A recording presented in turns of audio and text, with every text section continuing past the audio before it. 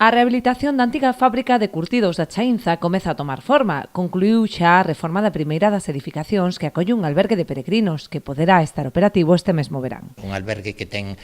como finalidade,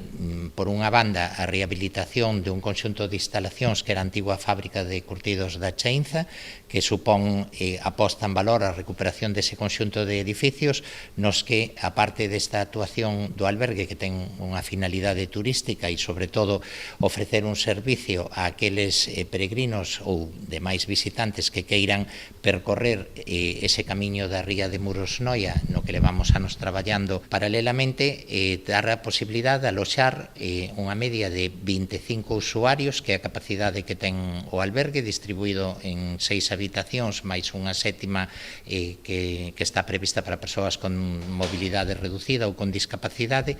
e dese xeito posibilitar unha ampliación da oferta turística que teñen os distintos establecementos da ría de Muros Noia e tamén os establecementos que coinciden nese percorrido a Santiago. A rehabilitación do inmoble supuxo un investimento de máis de 400.000 euros, dos que 200.000 foron achegados por Medio Rural o abeiro dos fondos LEADER. Levar a cabo proxectos tan importantes como esta rehabilitación, que é dar unha nova vida a un edificio que xa cumpriu coa súa función, esa función de curtiduría que tanto traballo asentou na comarca, que foi axente de desenvolvemento dun concello como a Noia, e agora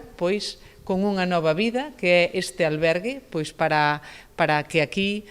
poidan pernoctar eses peregrinos que camiñan cara a Santiago, e que é unha nova fonte de